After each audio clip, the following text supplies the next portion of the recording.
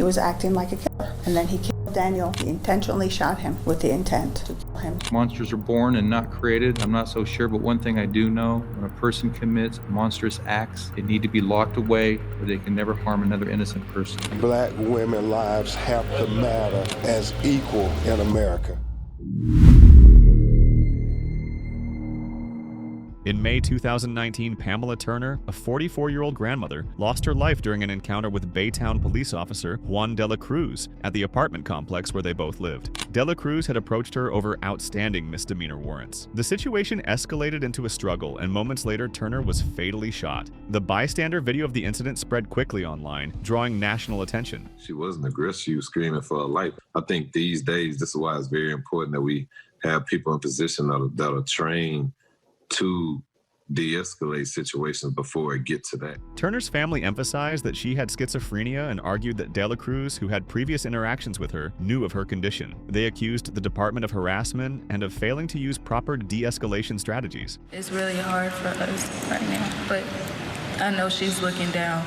She came to everything that I had at school, choir events, band, anything. She was there.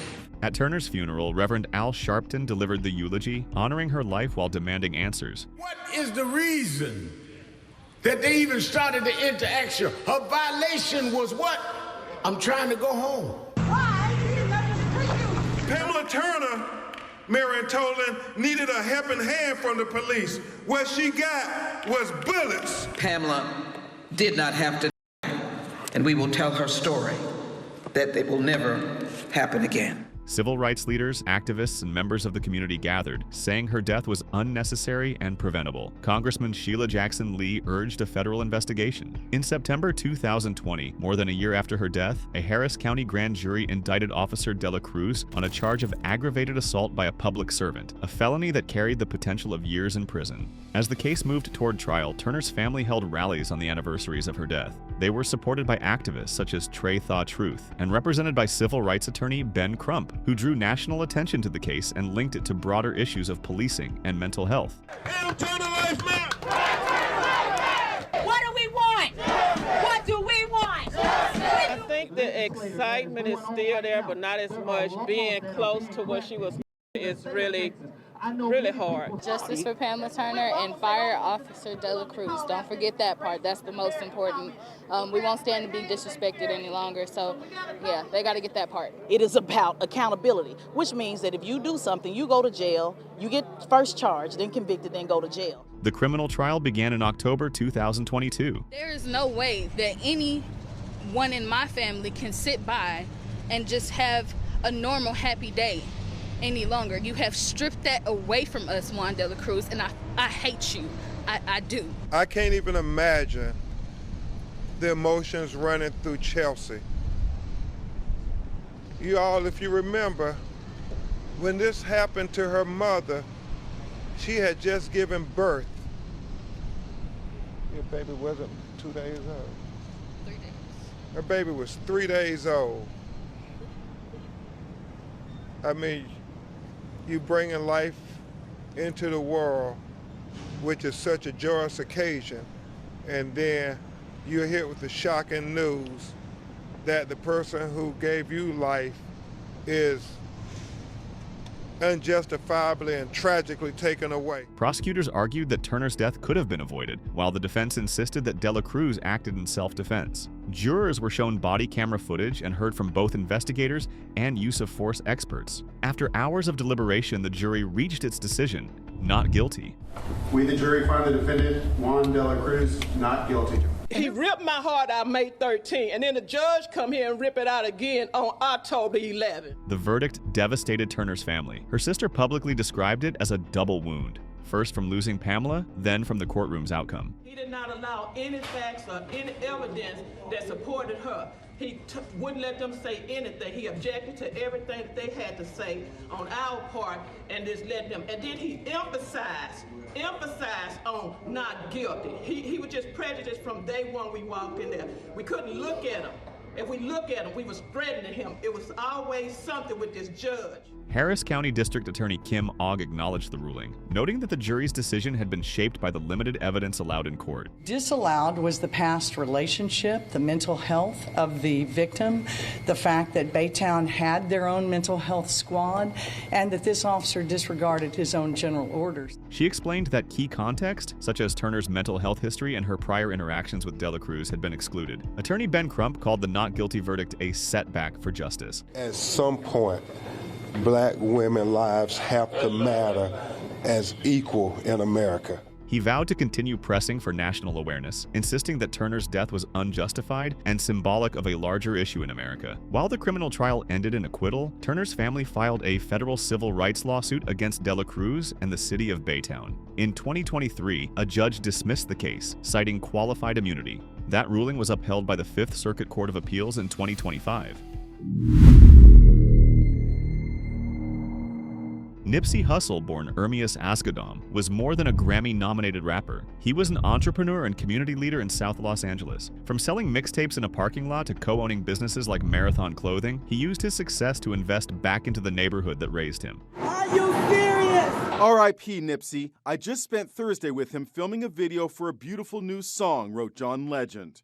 From Jada Pinkett Smith. My heart bleeds for all those who love him. His projects included co-working spaces, school playground renovations, and programs meant to inspire young people. For many, he symbolized hope and opportunity. I got a team. It's not just me. I got a great team with me. So I get a lot of the credit. I'm in the front, but I got a ton of great people on the team with me. And speaking of collaborations, you got this new album, which is now like a major studio album for the first time with you. Yes, Some of the collaborations include Kendrick Lamar, YG, P. Diddy, Puff Daddy, I don't know what we call him these days, whatever he's going by, Puff. CeeLo Green. Yeah. What can we expect from this, and how was it like working with all these biggest stars in hip-hop? Oh, man, we recorded this album over the course of like 3 or 4 years, so it was just about visiting some of the people I respect the most in music, getting opinions. Like I went to Puff just for his opinion. He ended up getting on the record. Kendrick being one of the biggest, best artists out right now. Me and YG grew up in the music together, so it's really like family and people I'm a fan of. And being on a major album, does that major label, does that change things for you? Yeah, my whole career was indie, so this album was the first release under my new partnership with Atlantic Records and my company, All Money In. So more video support, more marketing, more radio, just a bigger platform to do what we've been doing. And I know you're working with Puma also on your clothing as well. Yeah, me and Puma have a co-brand collection we're working on, and I'm also a brand ambassador for Puma. And that was also instrumental in the playground renovation on 59th Street Elementary. Well, let's talk a little bit more about that, this concept of paying it forward. Right.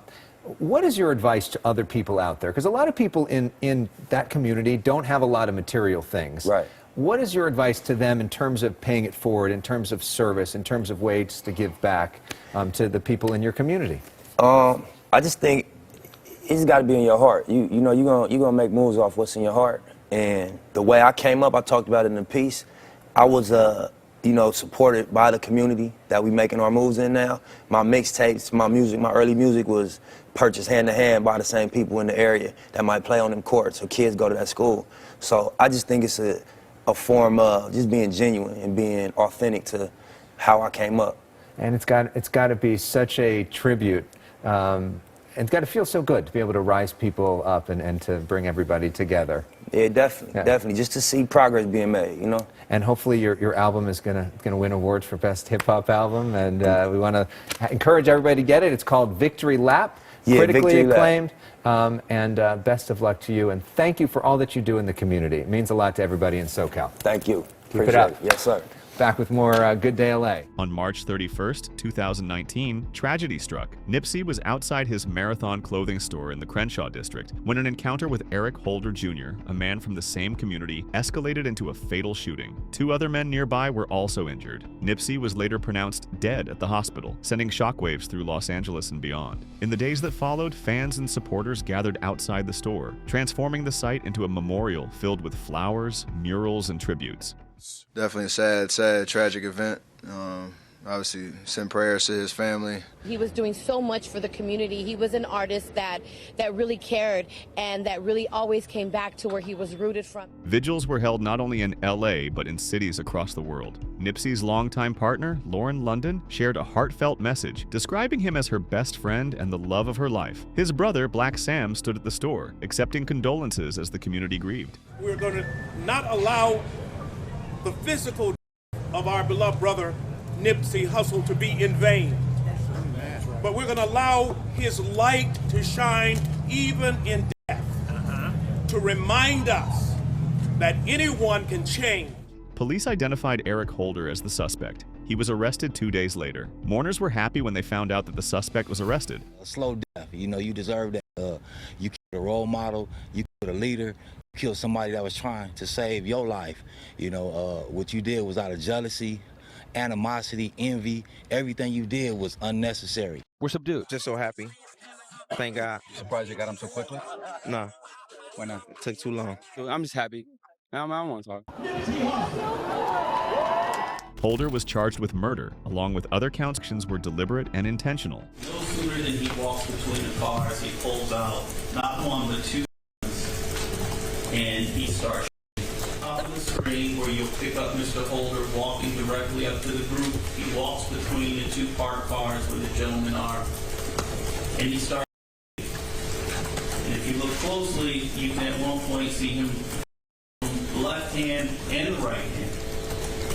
And you'll see him retreat back after a few shots. And then he goes back and he shoots more. And he retreats back.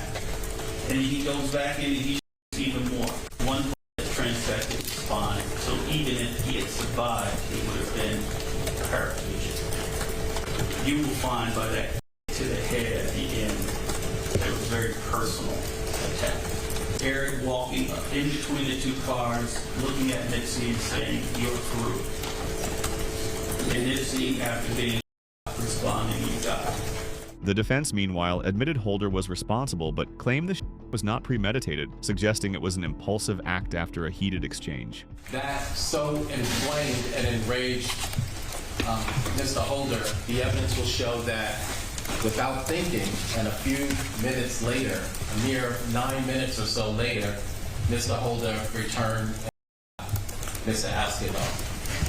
While he's charged with first-degree, premeditated, deliberate murder, in fact, it should be voluntary manslaughter. After weeks of testimony, the jury delivered its verdict in July 2022. We, the jury, in the above entitled action, find the defendant, Eric Ronald Holder, Jr., guilty of the crime of first-degree murder of Ermias Ashkedon. Eric Holder Jr. was found guilty of first-degree murder for Nipsey Hussle, along with several other felony counts related to the incident. During the verdict reading, Holder showed minimal reaction. He made a mistake. He took out a good person. You know, even in the courtroom, he showed no remorse. You know, he didn't even look over there. Even some type of remorse, some type of anything. Just nothing. He trying to sit there and look like you're innocent. On February 22nd, 2023, Superior Court Judge H. Clay Jackie II sentenced Eric Holder Jr. to 60 years to life in prison for the murder of Nipsey Hussle. The sentence included 25 years to life for the murder conviction, an additional 25 years for firearm enhancements, and 10 years for charges related to the two men who were wounded during the attack. Though his life was cut short, Nipsey Hussle's legacy lives on. His vision for empowering South Los Angeles continues through his businesses, his music, and the countless people he inspired. To this day, murals, memorials, and his message, "The Marathon Continues," remind the world that his impact reached far beyond hip-hop.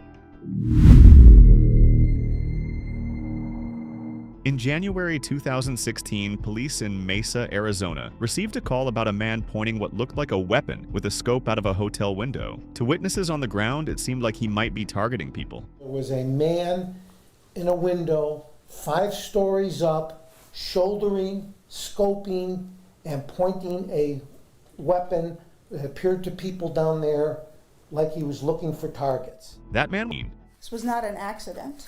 This was an intentional. State is going to show that the defendant was not acting like a reasonable officer would act. He was acting like a killer. And then he killed Daniel. He intentionally shot him with the intent to kill him. Prosecutors argued that Shaver was confused, unarmed, and trying to follow commands, but Brailsford acted recklessly. The information that all 5 officers left out of their reports had to do with Daniel Shaver's actions and his mindset and what he was doing in the hallway. They omitted that he was crying, that he was begging. The defense countered that officers believed they were dealing with an armed and dangerous suspect, and Brailsford had only seconds to make a decision in a high-risk situation. And what you're going to hear is evidence that everything was based, a reaction to the actions of Mr. Shaver. Jurors were shown the body cam footage, though it was not released publicly until after the verdict. Witnesses and experts followed. Officers testified about training that instructs them to assume multiple weapons may be present until a suspect is secured, while also emphasizing de-escalation whenever possible. Retired LAPD Detective Timothy Williams Jr. told jurors that officers should distinguish between the perception of a threat and the identification of one, and only use deadly force when danger is confirmed. And then we received your opinions, I think, in August of 2017. Excuse me, that's wrong. Your opinions, were August 11th, 2017 in an email to the prosecutor. Yes. All right. And what date did you say that was? In August, I have August 11th, am I correct? You're correct. All right. Then I took your deposition under oath in August 18th of 2017. That's correct. And you've had an opportunity to review that deposition. I have. And you were honest and truthful in that deposition. I was. Now, while you were with the Los Angeles Police Department, you were never designated as an expert witness and officer involved. That is correct. And since 2003, you have not attended the police academy. That's correct. Nor have you taught at the police academy. Since 2003, that is correct. You did teach at the police academy a course on lineups. That is correct. But not use of force or deadly force. That is correct. And you do not teach what people have been calling post courses on use of force or deadly force. That is correct. And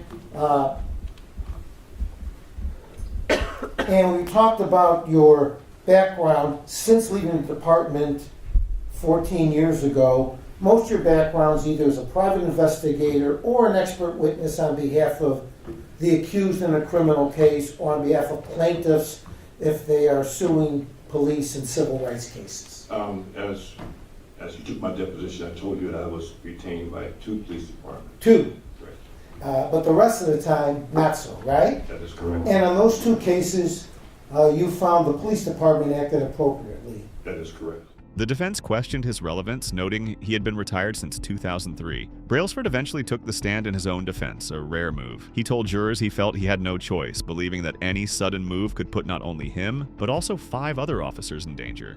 My hope was that no lethal force was going to be needed at all. That everything would go smoothly? Exactly. That things would go smoothly, the individuals in question would be secured.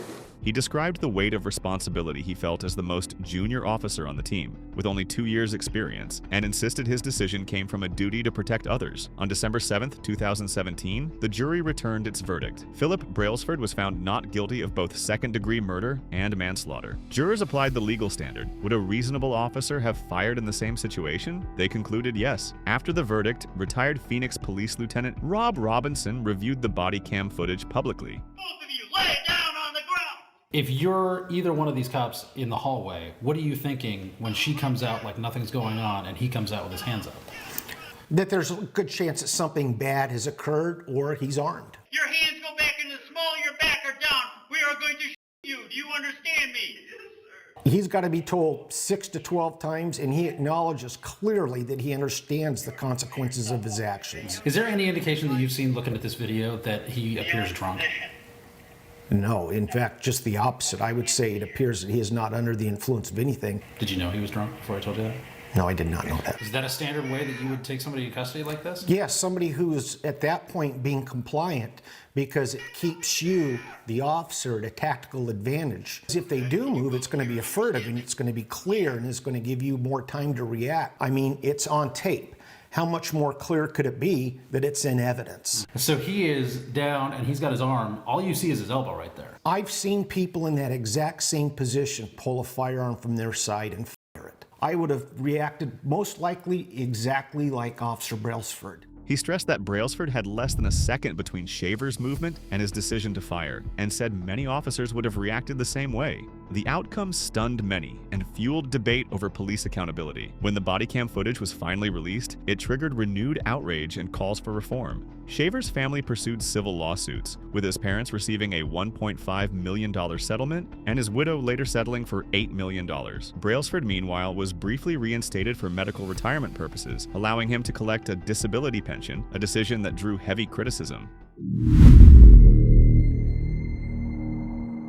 For more than 4 decades, DNA would connect it to the same unknown suspect. Through the late 1970s and into the 1980s, the crimes spread further south, reaching Santa Barbara, Ventura, and Orange counties. Investigators were desperate for leads, but every clue seemed to fade into another dead end. By 1986, the attacks stopped as suddenly as they began, and for more than 30 years, the Golden State Killer disappeared, leaving behind fear, grief, and unanswered questions. But time has a way of catching up. With the rise of DNA technology and genetic genealogy, investigators found a new path forward. They compared preserved DNA from old crime scenes with profiles from public ancestry databases. In April 2018, that search led to a name: Joseph James D'Angelo, then a 72-year-old retired police officer living quietly in Citrus Heights. He was arrested outside his home, shocking his family, neighbors, and an entire state that had long wondered who the Golden State Killer really was. Prosecutors from 6 California counties came together to charge him with 13 counts of murder and 13 counts of kidnapping, among other admitted offenses. On June 29, 2020, in a packed Sacramento courtroom, D'Angelo appeared frail and silent, seated in a wheelchair.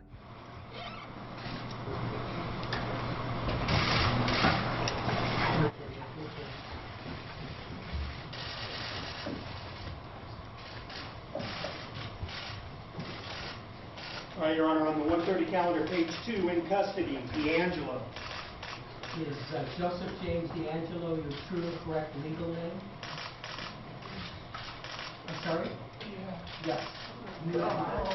You're before the Sacramento Superior Court for 2 reasons. One, to inform you there is a warrant held for you out of Ventura County for 2 counts of murder, 187 subdivision A of the Penal Code.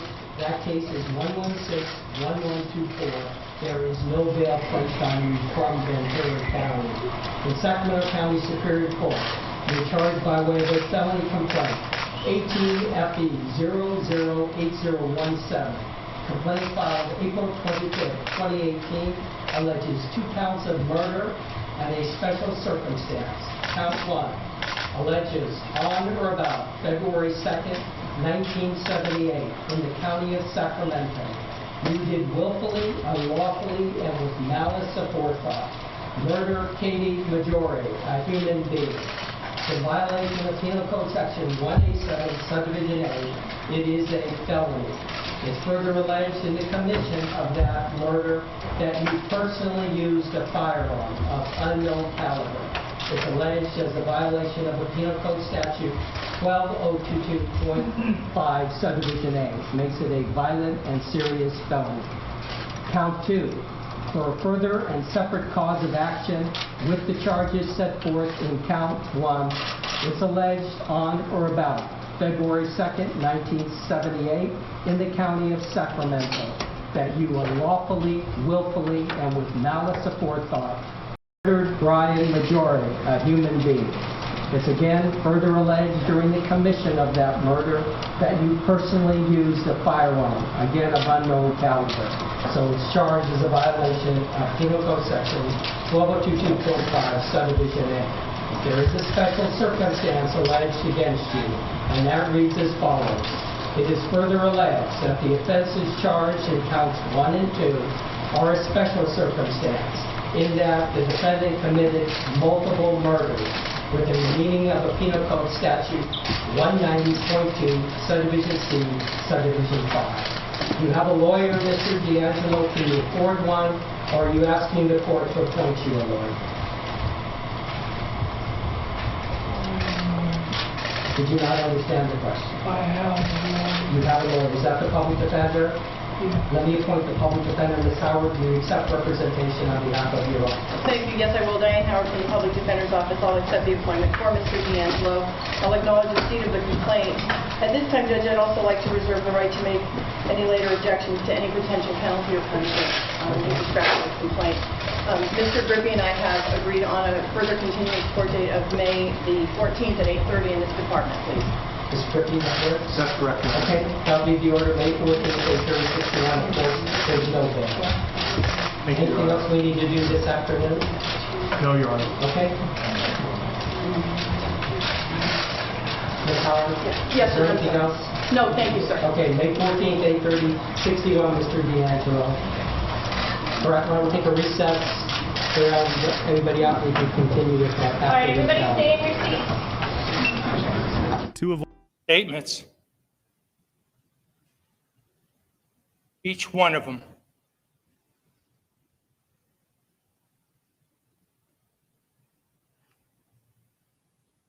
And I'm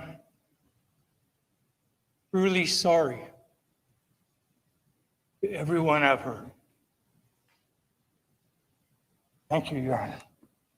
Thank you, sir. Defense submitted. As he has desired since the beginning of this case, Mr. D'Angelo has accepted responsibility for his crimes by pleading guilty and has even admitted uncharged crimes. He's now prepared to be. Thank you. Thank you, Mr. Kress. The court delivered its final judgment. The judge called his actions evil and inhuman, emphasizing the lifelong trauma inflicted on so many innocent people. Are you capable of comprehending the pain and anguish you have caused? To quote the great American novelist and California native John Steinbeck, to a man born without a conscience, a soul-stricken man must seem ridiculous. To a criminal, honesty is foolish. You must not forget that a monster is merely a variation, and that to a monster, the norm is monstrous. Mr. Steinbeck seems to think that monsters are born and not created. I'm not so sure, but one thing I do know, when a person commits monstrous acts, they need to be locked away where they can never harm another innocent person. It is my sincere hope that with the opportunity to be heard these last few days and the sentence to be imposed, the survivors will find some resolution, will find some peace, and hopefully find some justice, however imperfect. Mr. D'Angelo, I sentence you to the following.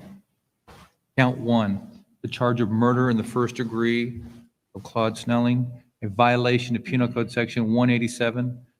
The court hereby sentences the defendant to imprisonment for life. By operational law, the minimum parole eligibility for this offense is 7 years. Regarding the weapon enhancement, that in the course of that murder, that you personally used a firearm, a violation of Penal Code Section 1222.5, the court imposes a sentence of not less than 5 years to run concurrent with a sentence just imposed for the first degree murder of Claude Snelling. Count 1 will run concurrent with a sentence to be announced in count 2 by operation of law. Count 2, for the charge of murder in the first degree of Katie Majori, a violation of Penal Code Section 187, and in conjunction with the multiple murder special circumstance Penal Code 190.2 paren A paren C and Penal Code Section 190.2 paren C paren 5, this court hereby sentences the defendants to life without the possibility of parole. Regarding the weapons enhancement, that in the course of that murder, the defendant personally used a firearm, a violation of Penal Code Section 1222.5. The court imposes a sentence of 2 years to run concurrent with a sentence just imposed by operation of law. The sentence in count 2 is to run concurrent with the sentences on all pre-1979 offenses. However, the life without the possibility of parole sentence as to counts 2 will run consecutive to all post-1979 life without the possibility of parole sentences in counts 4 through 13 and count 26. Count 3, for the charge of murder in the first degree of Brian Majori, a violation of Penal Code Section 187, and in conjunction with the multiple murder special circumstance code, 190.2, parent C, parent 3, as well as Penal Code Section 190, parent C, parent 5, the court hereby sentences you to life without the possibility of parole. Regarding the weapons enhancement, in the course of that murder, the defendant personally used a firearm, a violation of Penal Code Section 122.5. The court imposes a sentence of 2 years to run concurrent with the sentence just imposed by operation of law. The sentence in count 3 to run concurrent with count 2 by operation of law. Count 4, for the charge of murder in the first degree, Deborah Manning, a violation of Penal Code Section 187, a murder having been committed while engaged in the commission of a rape, a violation of Penal Code Section 190.2, parent C, parent 3, and burglary, a violation of Penal Code Section 190.2, parent C, parent 3, parent 5. The court hereby sentenced the defendant to an additional life without the possibility of parole. Regarding the weapons enhancement, that in the course of that murder, the defendant personally used a firearm, a violation of Penal Code Section 122.5.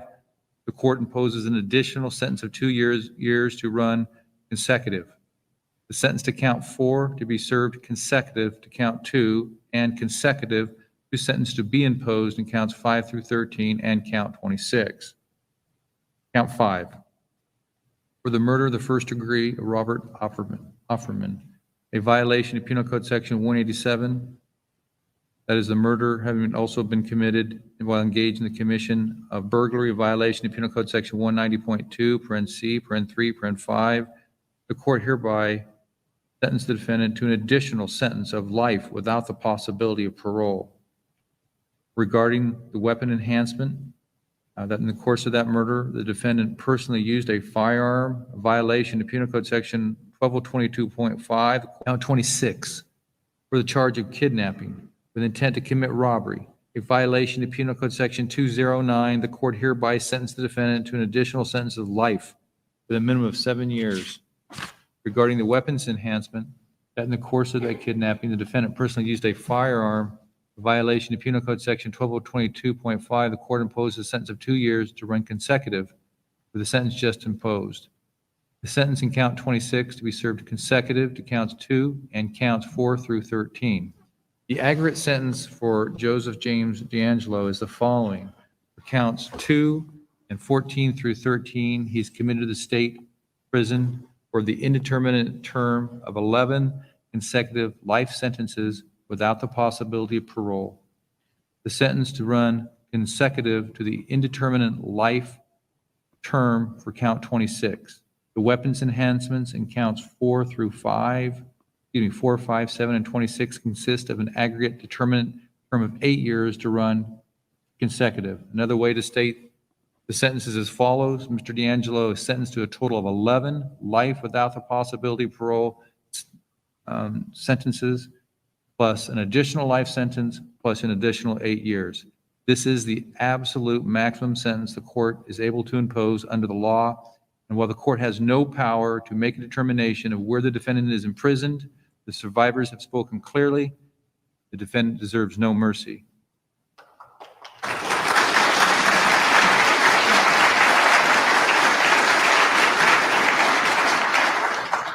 Credits are restricted to 850 actual days. The California restitution statute, Penal Code Section 1202.4, did not take an effect until January 1st, 1985. Prior to that, there was no provision for restitution.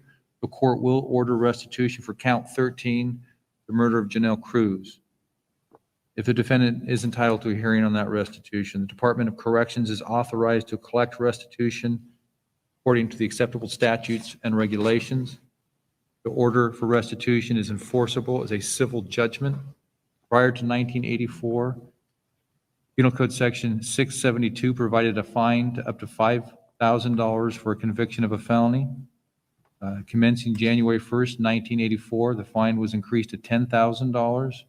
Consequently, counts 1 through 12 and counts 14 through 26 are subject to a maximum of $5,000 fine, and count 13 is subject to a maximum of $10,000 fine, and I order these fees and fines to be imposed at the maximum. Pursuant to Penal Code Section 290 or 290, you must register as a sex offender with the chief of the police in the city or the sheriff or the county in which you reside for the remainder of your life, you must submit to an AIDS test pursuant to Penal Code Section 1202.1. You are advised that you may never own or possess a firearm or ammunition for the rest of your life. Joseph James D'Angelo was sentenced to 11 consecutive life terms without the possibility of parole, plus additional life sentences for kidnapping and other offenses. He will spend the rest of his life behind bars, never to walk free again. It began on a quiet, respectable, yet hiding secrets that eventually caught up with him. Witnesses testified about his unusual behavior after Gill's disappearance. He was seen returning to the scene where the burned car was found, an action the judge later said did not align with how a distraught husband would behave. During cross-examination, Rob gave shifting versions of his story. He admitted to his affair but denied that it was a motive. Judge Stein called him a convincing actor and a skilled liar, noting that his testimony was riddled with contradictions. Exhibit M reflects the fingerprint system at the plant that shows access in and out of the plant. It showed that on the 22nd of February, the accused entered the reception of the premises at 9:47. Thereafter, he entered the warehouse at 10:13 and left the premises at 10:13:51 shortly later. Included in the exhibit were screenshot printouts that the witness made from text messages from the accused to him on his cell phone, inverted commas M, close inverted commas, A26.1 to A26.12, in capital letters, the A's. The witness knew that there were reports on social media and that the Pink Ladies, who assisted the police in searches for missing people, were looking into the matter. One of the Pink Ladies was an employee of the company and sent a message to the witness, who forwarded to the accused at 21:37 on the 22nd. The witness expressed his support in a few messages. The accused responded that he was in a state of panic. On the Sunday, 25 February, the accused sent a message to Ken, the owner of the company, but it went to the witness by mistake. It was conveyed by the accused that he was a person of interest and under scrutiny by the South African police, but he was not a suspect. He also conveyed that the deceased car had been found out with a body inside. He was using someone else's phone, as his phone had by that stage been taken by the police. At 21:52 on the Sunday, he sent the witness a message, inverted commas, capital letters NB, our 8:30 hook-up plant on Thursday, please. Thursday spelled TBURS, and please PLS, close inverted commas. Brackets, this is at M, Exhibit M, A26.8, close brackets. During cross-examination, the witness repeated earlier testimony that when the accused called, he had said that he, Joel, and Nicola had a fight the previous day and that Joel had not arrived at work. He said he had looked for her and, in inverted commas, if anybody phoned, I should say we had a meeting at the plant at 8:30 that morning. The witness did not expect Joel to phone, as she never did. He did not know who would phone him or if it could be someone from work. The accused wanted him to say they had a meeting at 8:30 at the plant, to which he agreed as he sounded stressed and he was looking for his wife. The witness was prepared to lie for him as he was his manager. The accused actually called him Lodi and not Buddy, but on this occasion he did, twice. It was put that the accused would deny this testimony and that he would say that he told the witness if Joe called, in inverted commas, that he had to say that they had a meeting. The witness repeated his version that he was told, in inverted commas, if anybody, close inverted commas, called. He said it was incorrect that the accused referred to Joel possibly calling. He also said it could be so if she phoned him, but she never did. After much insistence by Advocate Webster, the witness said it could be what he was asked, but I believe this comment was not at all as clear or reliable as was argued. The answer related to a different context, brackets page 77, line 1 to 7, close brackets. In any event, a concession obtained so grudgingly lacks persuasive power. The witness made a statement to Constable Niker on 28 February 18, exhibit inverted commas N, that was handed in. He told the police his version, including that he thought the accused had gone to the Middleburg branches and was not coming into the office that morning. He recorded that the accused called him Buddy, in inverted commas, which was strange, And please, please, in inverted commas, you must confirm that we had a meeting at 8:30. And the witness agreed that, in inverted commas, if anybody phoned, close inverted commas, looking for the accused, he would tell them they had a meeting. He knew about his marital problems and that his wife and daughter had found out, and that, in inverted commas, once again, close inverted commas, he had been caught out by them. The accused said, in inverted commas, thanks buddy, got your back, close inverted commas, and seemed relieved when he was prepared to provide him with an alibi. He recorded that he relayed to management what the accused had asked him to do, as something did not seem right. The accused was adamant and stressed, and needed him to provide an alibi for him for 8:30. The witness was asked by Advocate Webster why he had not recorded in his statement that the accused had said that he and his wife had an argument the previous night. He replied that he did not know why it was not recorded, but insisted that that was what he stated.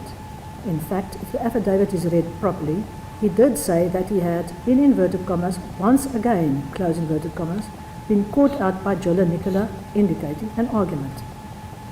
To questioning by Advocate Webster, he responded that he knew Joel checked up on the accused and was once asked by the accused to send an apology to her, typed by the accused. This aspect is not clear, save that it appears that the accused and the witness exchanged offensive material on their phones on Fridays, that a message had been forwarded to the accused, apparently at his request, which was found on his or another phone, subsequent to which the accused typed an apology on the phone of the witness, which was sent to the recipient. The incident is neither here nor there, but was later referred to by the accused in an apparent attempt to discredit the witness. Clive Aubrey Miller is a member of SAPS with 31 years' experience. He was the shift commander on duty at Deep River SAPS on 22 February after 1800 hours. On that night, they started a missing persons report after he had calls from someone of the Pink Ladies. They had to follow a message sent through social media. He suggested they send someone to the given nearby home address in the Riesling Road in the precinct of the Deep River station to start the process. Then there was a call from the Weinberg SAPS office who noted details about the same missing person and that a BMW vehicle was missing. Later a message was received that there was a BMW vehicle on fire at the nearby Deep River railway station. Police attended to the scene at the railway station, and a member was also sent to Riesling Road nearby. After the fire department put out the fire, a body was found in the back of the car. He went to the scene at the railway station where he found members of the fire department and the public. The area had not yet been cordoned off. Somebody reported that a person had been seen running away from the vehicle. He was asked to wait while the scene was secured, and later the witness spoke to this person. As he was leaving, a vehicle approached with the accused and some friends. He could not allow him on the scene and asked him to go to the Deep River police station, which they did. Later he saw him at the station talking to the support counsellor, Nikki. He could not recall what time the report of the vehicle came through. There was no report at the station about a missing person when he arrived at the station at 1800 hours. There is no time frame to investigate missing persons, although previously it used to be 24 hours. They now follow up immediately, and that had been the situation for more than a year at the time. Terry Yolandi Adams is the Human Resources Manager at Twiza in Belleville. On 22 February 2018, she did not see the accused at work. Van Rensburg spoke to her about the communication he received from the accused. An affidavit by the accused to the police, dated 2 May 2018, but commissioned on 18 May, was emailed to her on 18 May by the accused. Brackets exhibits K and O, close brackets. Included in the communications sent to the accused was the 3-page affidavit. She does not know why it was sent to her. It was not relevant to her. She had by then already given a statement to SAPS. She shared the new information with her superiors and SAPS, as it was unsolicited and inappropriate. At that stage, there had been a disciplinary hearing at Twiza about the conduct of the accused. He was dismissed. The proceedings had been finalized. The matter was later referred to CCMA. The aspect of the bail conditions of the accused was mentioned in the letter, but the hearing at Twiza was before the letter was received.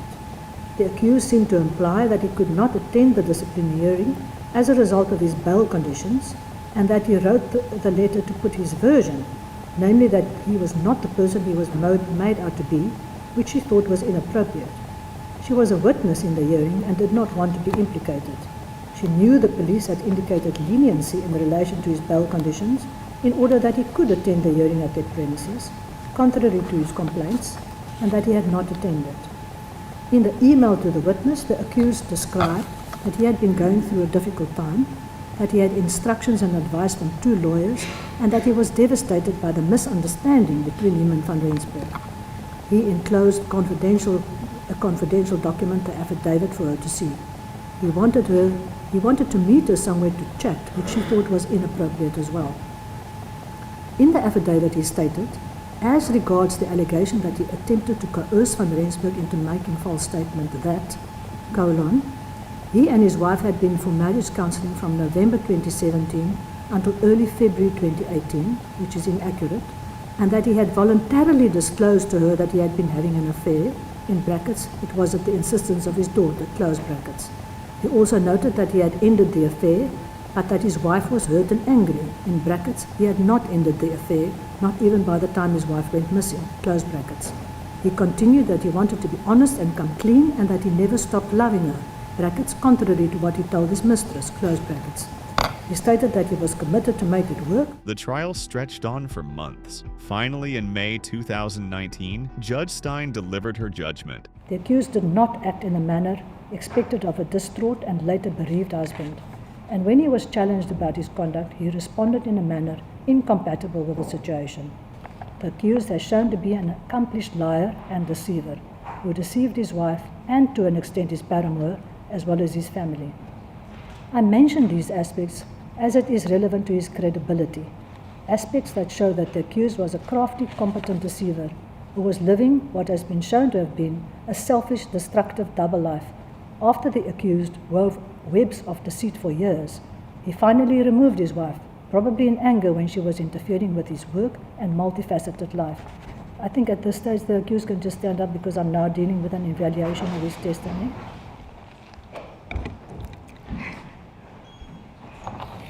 His version is clearly fabricated, cannot reasonably possibly or probably be true, and is rejected. The only reasonable inference from the totality of the evidence before court is that the accused was the person who killed his wife, placed her in the boot of her own vehicle, and set the vehicle alight to dispose of incriminating evidence, whereafter he supplied false information to the police. The manner and cause of death and the nature of the injuries inflicted and sustained showed that the accused had the direct intention to kill the deceased. The order I make in the circumstances is that I find the accused guilty of murder, guilty of an attempt to defeat the administration of justice.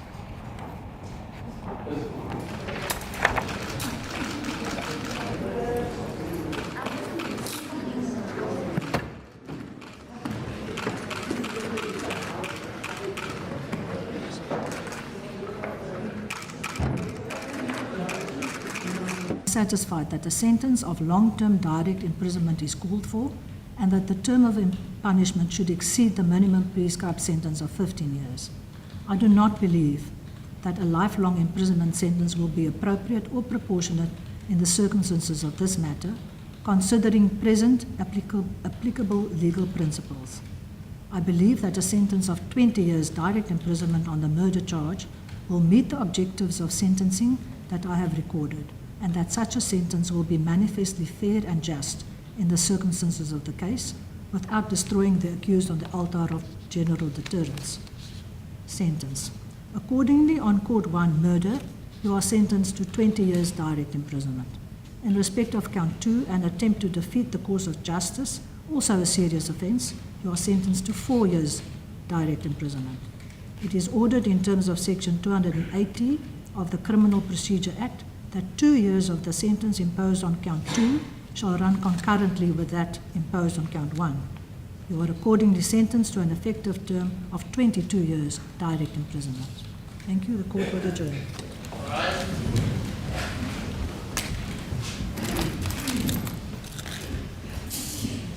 Alive.